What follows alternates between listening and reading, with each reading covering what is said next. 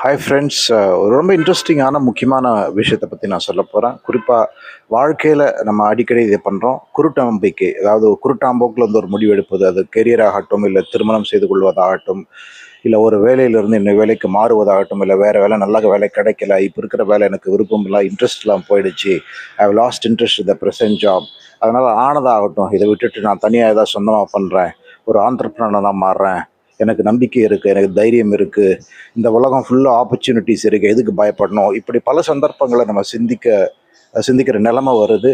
நம்மை சுற்றியுள்ளவர்கள் கூட அந்த சிந்தனையை வந்து ஒரு மாதிரி என்கரேஜ் பண்ணுவாங்க. தைரியமாக இரு, ஒன்றும் பிரச்சனை இல்லை, பார்த்துக்கலான்னு சொல்லுவாங்க. ஆனால் உண்மையிலேயே ஆல்டர்னேட்டிவ் இல்லாமல் எந்த ஒரு முடிவும் எடுப்பது மாதிரி ஒரு முட்டாள்தனம் எதுவுமே கிடையாது. வேறு வேலை இல்லாமல் இப்போதைய வேலை விடுவது, சரியான முடிவுகளை வாழ்க்கையில் எடுப்பது, இதெல்லாம் மிக மிக அவசியம். இதில் ஒரு சிறிய தவறு நடந்தால் அது வாழ்க்கையை கூட புரட்டி போட்டுவிடும். இந்த ஒரு முக்கியமான விஷயத்தை உங்களோட பகிர்ந்து கொள்ளத்தான் வந்தேன். நன்றி.